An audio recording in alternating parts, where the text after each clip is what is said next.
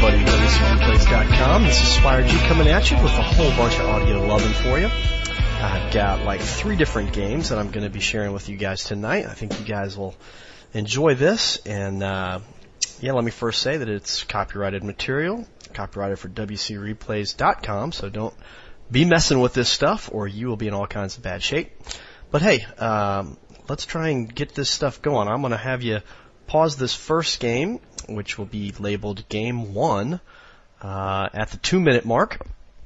And while you guys are getting that thing queued up, I want to say a couple of things. First of all, I apologize to you guys that it has been so long since I have put out an audio. I have had a lot of stuff happen to me over the last couple of months, and that's why I've not been able to get an audio out to you guys. Life has just been really crazy. As most of you know, I had a baby. That's going back a ways. That's, golly, little guy's 3.5 months old now. He's doing awesome. But that's a handful. He's my third, and so, you know, I'm a pretty busy dad. And on top of that, we sold our house. We bought another house. We moved. And I also got a promotion at work, which has meant that I've been a lot busier with stuff there. And we also had a death in the family. My wife's grandmother passed away not too long ago. So, you know, it's been one thing after another, and I have been on the run and just really crazy. So, you know, I apologize that it's taken me this long to get this out to you guys. I've had this idea for an audio for some time now, and I just haven't been able to get to it. And I hope I can do it justice. I haven't had tons of time to sit down and do the kind of research I would normally like to do before an audio, and I've watched each one of these games 3 or 4 times, so I feel like I'm fairly familiar with the games, but hopefully I can do a good job here, even though I haven't been able to do quite the homework that I would like to do normally on an audio to give you guys the best quality that I can. But anyhow, you guys should have this thing ready to go. This is a game between Sky and Suho, and everybody knows who Sky is by now. If you're a human player, you've probably watched a whole bunch of his replays. I'm always entertained watching him. He does things a little bit differently sometimes, and what we're going to do here is we're going to see 3 different games of human versus night elf. And this first one is really just a textbook execution of one way to play this matchup. And what I'm going to look at is really kind of that tier 2 push where you go Arch-Mage first, Naga second. And this is a strategy that a lot of humans like to employ against Night Elf, and probably is somewhat map dependent and that sort of thing. Turtle Rock is a map where you're probably going to see this quite often. And let's take a look at how this unfolds here. So let's get this thing unpaused. In 3, 2, 1, unpause. And right out of the gate, I do just want to apologize to you guys for my voice. I've got horrible allergies, and it is that time of year, man. Spring is coming around, and the pollen is kicking my butt. So apologize if I have to pause and sneeze or I sniffle a lot, that kind of thing during this audio. Anyway, what you see going on here is you notice that with his scout, he sees the Beastmaster, and he sees that the Beastmaster is going to go creeping. But he does a couple of great things early on here.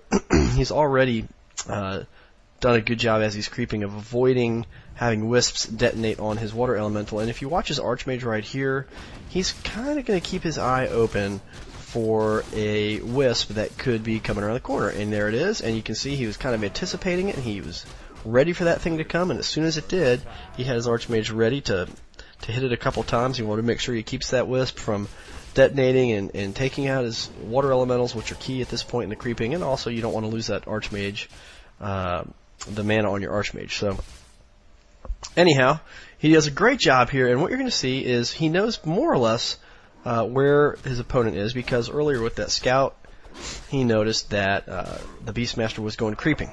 So he kind of figures he's got to be up here. He decides to take the offensive, and he's going to make sure that he gets level 2 as quickly as he can on his Arch-Mage while trying to prevent that Beastmaster from getting level 2. But he already has, and he kind of sees that.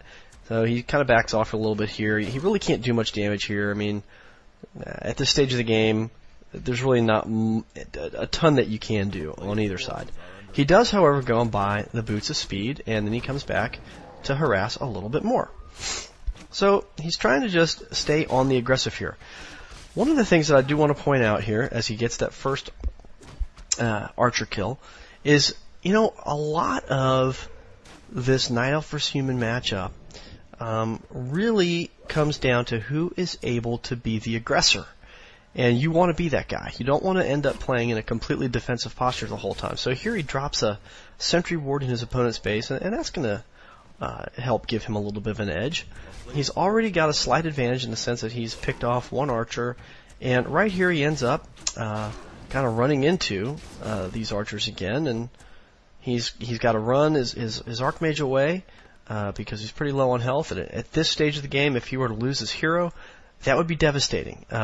If two players are more or less equally matched in this matchup, it's really going to come down to the small things. And you lose your hero, that's a big thing this early in the game. So if he were to lose his hero right here, he'd be in deep trouble. But he's been able to tech pretty quickly. He hits tier 2, and as soon as he does, he pops out that Naga. And I'll tell you what, that changes the tide of this battle dramatically. Even though his Arch-Mage is low on health, watch what's going to happen here. He's able to chase that Beastmaster off a little bit. He starts cranking out a Rifleman at this point, and he's got this Sentry Ward, which is a beautiful thing. So Su thinks he can hide his archers. He's not able to do that. He ends up losing 3 archers, I think, here. Maybe even another one before it's all said and done. Yeah, I think he's going to get this 4th one here. And in spite of the fact that Suho wasn't that far behind him in teching and was able to also get his Naga out pretty quickly, the damage has now been done. And again, going back to what I was about to say earlier, if you have 2 players that are reasonably equal in skill level, when one player is able to get this much of an advantage early on, there's almost, I don't want to say there's almost no chance for the other player to come back, but it's really going to be difficult now for the Night Elf here. I mean, he lost, 4 or 5 archers already in this game, and he's really hasn't killed anything. I don't think Sky has lost a single footman at this point, at least not that I can remember. So here he heals up, and he knows now that he's got the advantage. So he can pretty much do whatever he wants at this point. He can keep an eye on his opponent with those sentry wards. He's able to creep a little bit if he wants to, and he is able also to keep the pressure on his opponent if he wants to. And you're going to see how that works out. So when you want to execute this tier 2 push strategy, again, I want to try and speak to some of the players that are like me. They're not that great at this game. The really skilled players, you don't really have to pay attention to what I'm about to say here because you already understand this. But if you're kind of like the average guy on Battle.net, you're like me, this is something that you may not really understand. I see people try this all the time. I see folks think, okay, I'm going to do this tier 2 push strategy and see if I can make this work because, geez, that's what all these gosu players do. And what they do is, well, they don't get that. They fail to be successful with it because of things. One, they don't do it quickly enough. They kind of they hit tier 2, they get their Naga, they decide they want to creep a little bit more first, and then they kind of meander over to where their opponent's base is, and then they start to attack. The timing of the whole thing is critical. The whole reason that the push does work the way that it can is when it's timed properly, you can gain an advantage over the Night Elf because typically, again, the Night Elf is probably pushing pretty hard to get to tier 3. So if you can, in this case, as Sky does here, he gets out those initial 4 or 5 footmen, then he starts making riflemen, and so he's got pretty good quick counters. You notice he only goes with a single sanctum here. He doesn't get double sanctum. It's not the double sanctum single workshop. It's not the single sanctum single workshop strategy. This is the classic tier 2 push where you're going to bring some militia, you're going to tower his base, and the whole bit, and you use the Naga so that you can do some damage micro-wise. Your opponent's not going to be able to micro away his hurt units as easily when they're getting hit with the Naga's Frost Arrow and all that kind of stuff. By now he's got a couple of priests to come in and help him to keep his units healthy while he makes this push. And really whether he gets these towers up or not is really almost inconsequential at this point. They will help, but he's just got a huge advantage at this point. And Suho is trying to crank out some bears. He's trying to get to the strategy that he wanted, the unit mix that he wanted from the beginning of this thing. But by the time he gets there, it's really just going to be too late. The damage has been done. You notice he's got no juice in his Moonwells. He's losing Moonwells. He's already lost his Ancient of Wonders. You know, this is just... Here's the deal. The Sky knew that he had a significant advantage based on the early game skirmishes. He knew, hey, I've killed 4 or 5 archers. I haven't lost much of anything. I have the upper hand. Now is the time to push and to push quickly. If you can do that, chances are you're going to be pretty successful. If, on the other hand, you don't have that early game success, then it's probably not such a good idea to push. You may have started the game thinking, oh, I really want to do a tier 2 push here, that's the strategy that I prefer, and you start out that way. But, you know, if for whatever reason, a lot of things can go wrong.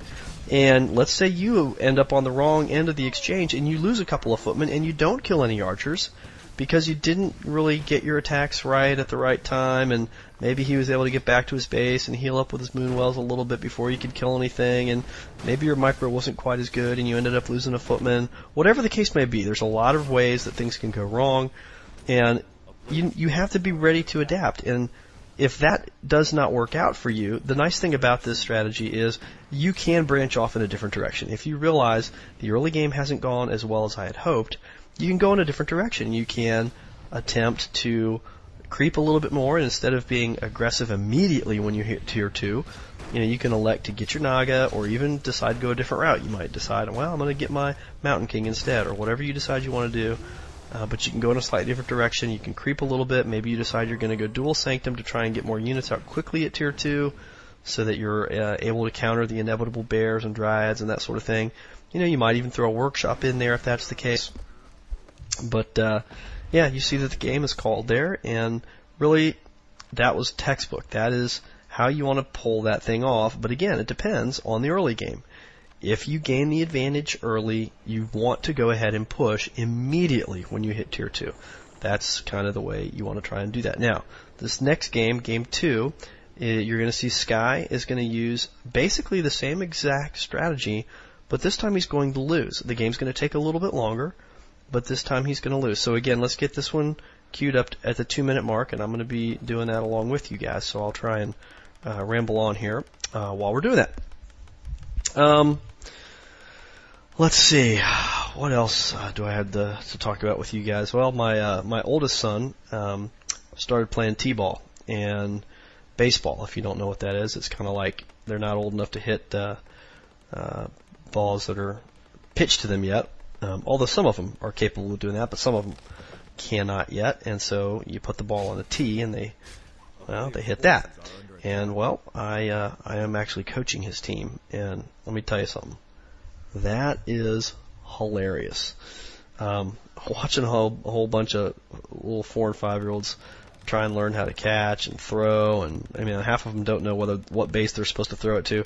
We had one kid, we were practicing the other day, and we had this one kid, he just wants to go after the ball every time the ball's hit. Doesn't matter what position he's playing. He'll run all the way across the field to try and pick that ball up. And it was really funny because he was actually on offense, and he had hit the ball, and we told him, okay, run to first, which he did, and then he stopped on first, and okay, the next kid came up and hit it, and it's like, okay, it's time for you to run to second base now.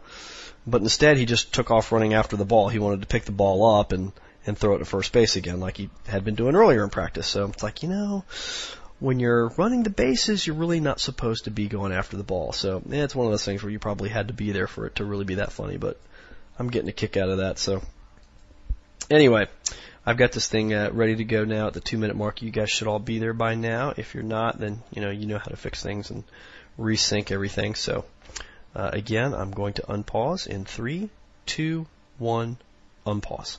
All right, now, like I said, same strategy, same basic build from Sky here. He's going to try and do some basic creeping early on. He scouts his opponent and he sees, well, first and foremost, he sees Demon Hunter. Right out of the gate, that changes the dynamics of this game. The last time he saw Beastmaster. Usually, with a Beastmaster, what you expect your opponent to do is probably go ahead and creep early on, and he's kind of able to get those extra quill boars out, and so he's got enough units early on that he can creep pretty fast. He can keep up with you that way, and he's going to come right after you. And oh goodness, I just realized I had that on 2x speed all that time. I apologize.